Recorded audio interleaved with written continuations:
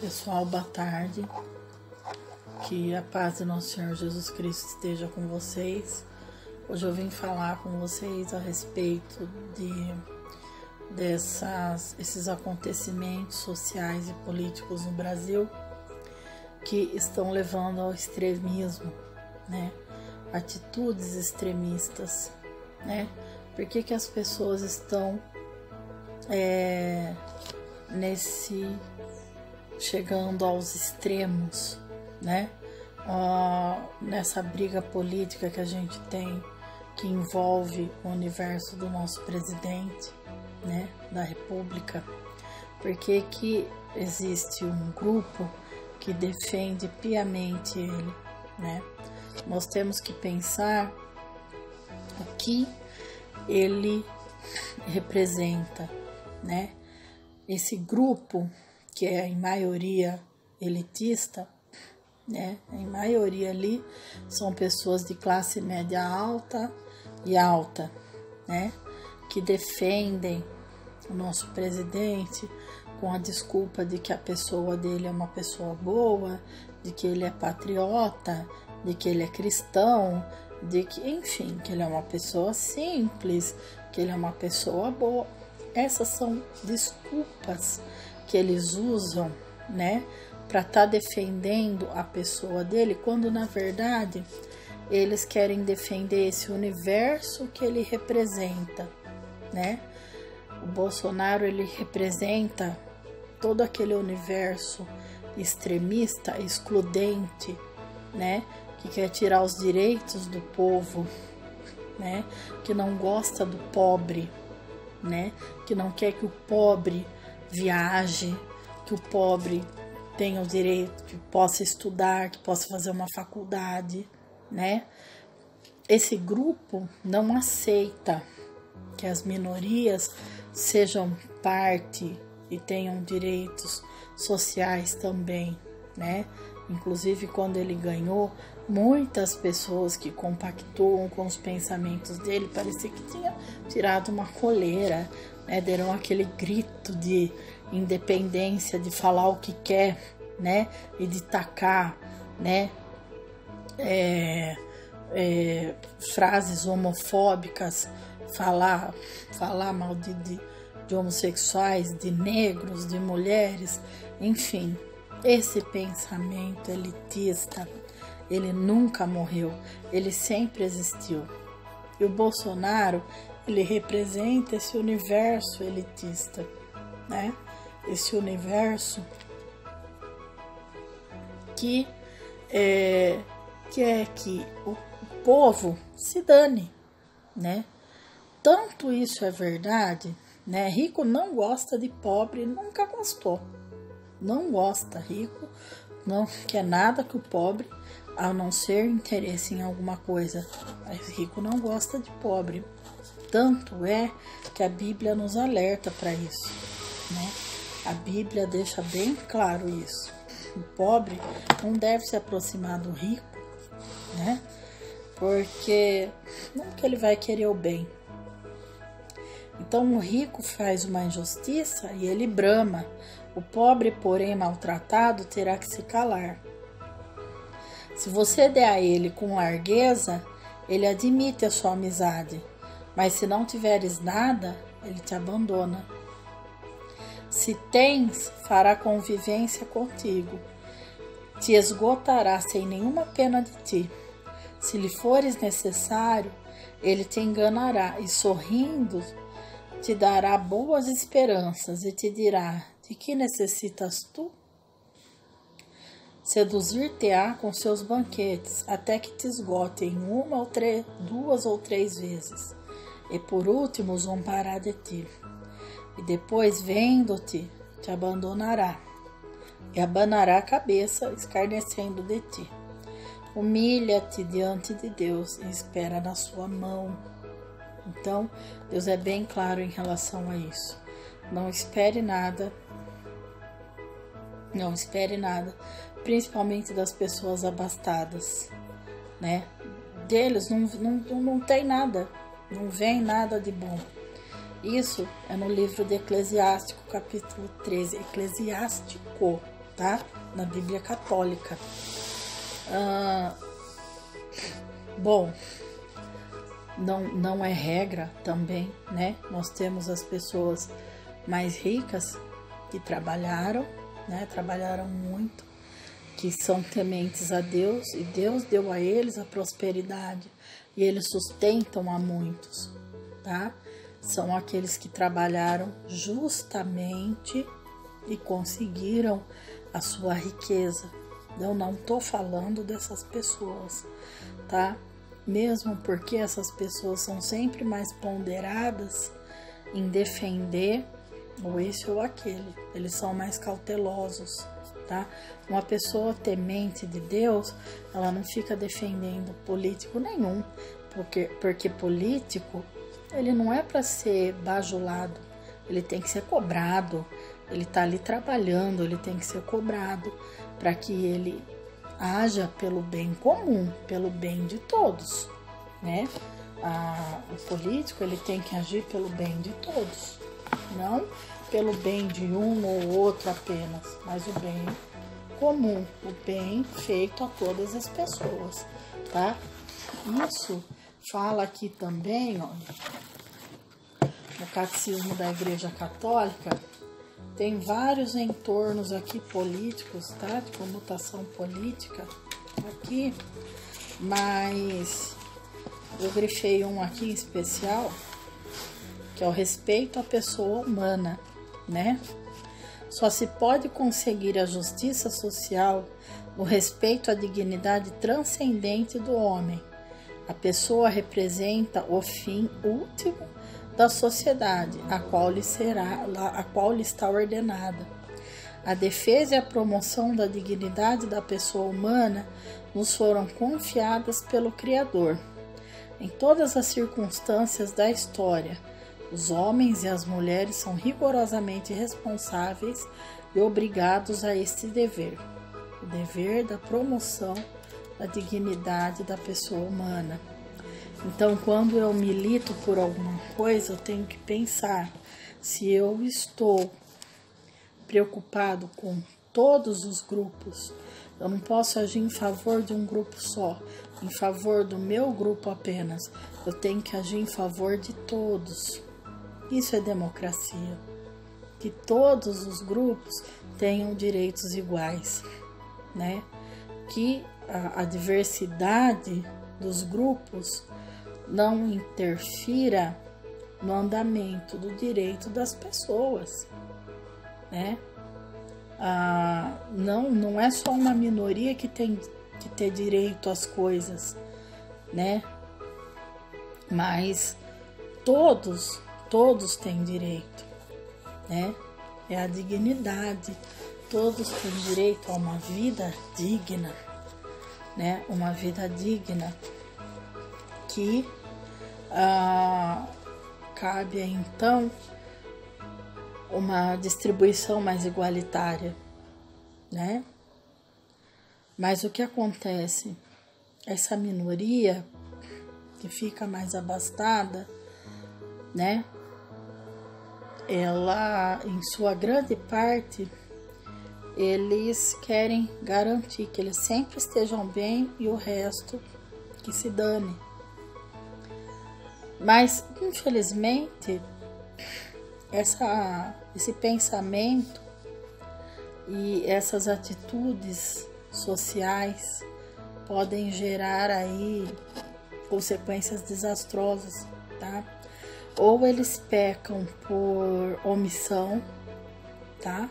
Ou eles pecam por fazer muito barulho e atitudes aí impensadas que estão atacando aí o Supremo, porque no fundo eles querem derrubar a democracia e os nossos direitos pela Constituição, né? Derrubando a Constituição, o povo tá perdido, né? Mas são atitudes impensadas que não estão preocupadas com o ser humano na sua essência, né? E criam monstros. Então, por que eu coloquei aí no título do vídeo, né? João de Deus também. porque ele é um exemplo de um monstro que foi crescendo e que a hipocrisia da elite foi fazendo vista grossa e deixando, porque ele sempre foi o queridinho das elites, né? Essa prática elitista, ela é muito perigosa, né? Nós tivemos aí esse monstro que atuou anos e anos, né? E massacrou as pobres mulheres aí que ele abusou sexualmente, né? Então, eu me pergunto como que esse homem agiu durante tantos anos, né? Como que ele agiu sem que ninguém interferisse nas práticas dele, né? Quando, desde criança, eu ouço falar dele, né? Mas pela formação que eu tive dentro da minha casa, uma família católica, e a formação que eu recebi na igreja, já por conhecer, sabendo que ele vem de uma prática espírita, eu já tinha consciência de que o católico não é conivente com o espiritismo. Ele não pode ser, porque o espiritismo renega nosso Senhor Jesus Cristo. Se o meu Senhor e Salvador é nosso Senhor Jesus Cristo, eu não posso acreditar na prática espírita, porque ela tem no seu cerne a reencarnação. Ela acredita, ela prega a reencarnação. A reencarnação automaticamente já é uma negação da ressurreição de Cristo. Só porque Cristo ressuscitou, tá? Então, eu já desde criança sabia disso, né? E Deus também não agrada a Deus a necromancia, enfim, tá? Quando Deus castigou o rei Saul, enfim. Enquanto cristã, eu sei que eu não posso acreditar nessa prática, né? Não tô julgando ninguém aqui, cada um acredita no que quer, tá? Cada um acredita no que quer, não é esse o julgamento que eu tô fazendo, nem vou discutir religião. Eu tô colocando o meu ponto de vista, porque que eu não acreditava nessa pessoa dele. Então, a minha linha de raciocínio era a seguinte: se essa prática não vem de Deus, o poder que ele tem ali de cura também não vem de Deus. Então, no meu raciocínio, se não vinha de Deus, vinha do diabo. Para mim, era isso. E ele é um charlatão, né? De alguma maneira, a minha formação permitiu, o meu conhecimento permitiu com que eu jamais acreditasse numa pessoa daquela, certo? Quando eu assisti na televisão, um programa que tá lançando agora, do Pedro Bial, que aí eu soube certinho como que aconteceu, que por uma desconfiança dele, ou alguma coisa que ele viu ali, ele não quis fazer o programa, instigou que a produtora dele começasse a investigar as convicções dele por algum motivo, que ele não expõe o que é, mas quando ele viu as práticas do João de Deus, ele não concordou e nem quis fazer a entrevista. As convicções dele, por algum motivo, não aceitaram que ele não quis fazer a entrevista. Ele não quis. De alguma maneira, ele viu ali um charlatão pelas convicções dele. Então, a ignorância, gente, leva as pessoas, a ignorância, a hipocrisia, cria monstros sociais, né? E aquilo criou, então instigou que puxasse uma linha de investigação e chegasse e pudesse libertar outras mulheres de serem abusadas aí. E pôde libertar a voz dessas mulheres que ficou calada aí tanto tempo. Enfim, o que eu penso na questão moral da coisa, como que esse homem atuou tantos anos e nenhum o conselho de medicina não fez nada, né? Porque ele cortava a pessoa, enfiava uma tesoura enorme no orifício aqui, no sistema olfativo da pessoa, ou diz que tirava as coisas sem cortar nada, enfim. Não existia nada que regulasse ali a questão. Ah, porque era espiritual. Tá, mas ele usa o nome de Deus, põe ali um quadro de Jesus, né? No meio de um símbolo satanista, né? Então, as pessoas que estão perdidas, que rico não vai atrás de Deus mesmo, eles adoram o ocultismo, então eles nem sabem, eles nem entendem nada da blasfêmia que esse homem estava fazendo ali, né? Mas eu falo assim, o cara tinha os capangas, porte de arma, tem ali, não é um homem santo? O homem santo, ele precisa daquilo, né? O que se entende por santo, né?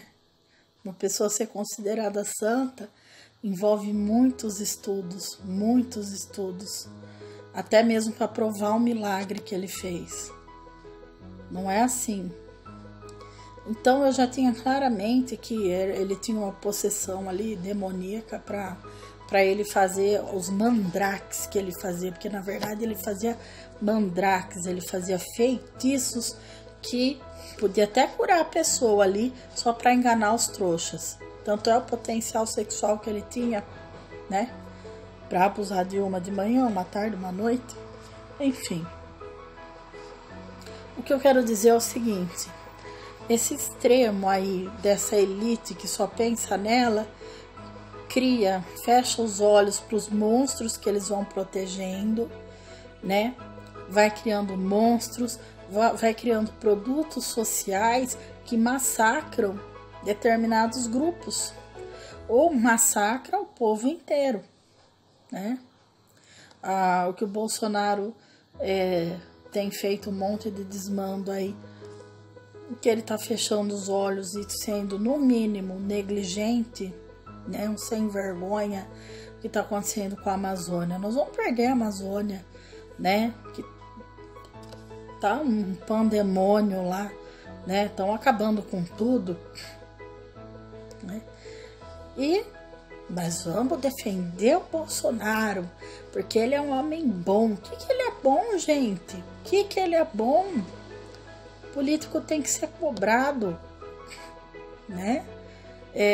Eu nem gosto de entrar em questão política, sinceramente, eu não gosto de me envolver nisso, nem é para me envolver, o cristão não deve se envolver nisso, não deve, né? Deus fala pra gente não ser partidário, não defende político nenhum vale nada, justamente por isso, né?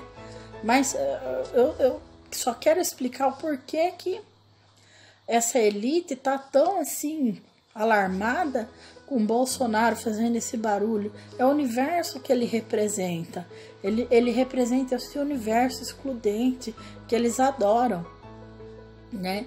Eles querem um mundo só para eles e o resto da população que morra. É isso que eles querem, né? Então, para a gente refletir nesses erros, nesses enganos, né?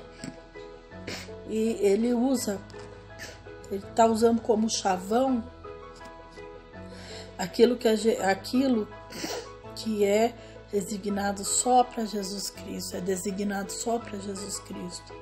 Conhecereis a verdade vos libertará. Jesus é a verdade, né? O Bolsonaro, ele quer se apropriar, ele está escarnecendo da Bíblia.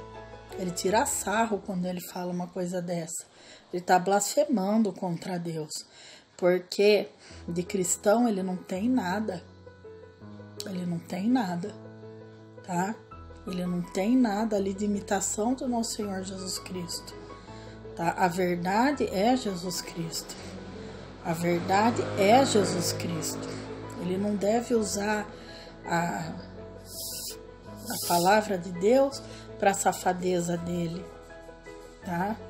Então, gente, a gente precisa tomar muito cuidado e ter um temor de Deus, né? Em primeiro lugar, o temor do Senhor é o princípio da sabedoria. Ler a palavra de Deus, conhecer a palavra de Deus, pedir a Deus entendimento, ter a nossa oração com Deus, né? A gente tá sempre ali em oração, tá sempre vigiando, vigiar e orar, né? Tomar cuidado com as coisas que a gente fala, né? Jesus sim merece todo o nosso amor, toda a nossa idolatria, todo o nosso, né? A nossa luta. Nosso Senhor Jesus Cristo. O resto, gente, não dá para acreditar, tá? A gente não deve acreditar, a gente não deve confiar, tá bom? Então, eu queria deixar essa mensagem hoje para vocês, tá? Que é mais uma mensagem de fé, né? Que a gente não pode perder o nosso temor de Deus. E nós temos que pensar que diante de Deus os homens são iguais, que os homens têm que zelar para que todos vivam uma dignidade, né? Na dignidade, né? Deus não quer uma vida indigna para ninguém. Ele quer que todo mundo tenha uma vida digna, né? E que a gente não pode ter um pensamento excludente. Só um grupo merece ter uma vida melhor, só um grupo merece isso ou aquilo, né? Senão Jesus não abriria para toda a humanidade a chance de ser salvo, né? Ele salvou todo mundo já. Então a gente, enquanto ser humano, não tem o direito de excluir ninguém, de viver bem e viver feliz, já que Jesus deu a salvação para todo mundo. Então eu deixo essa mensagem para vocês hoje, tá? Vigia, ora, leia a palavra de Deus e tenha o temor de Deus, tenha o temor do Senhor, que aí você não vai temer nada.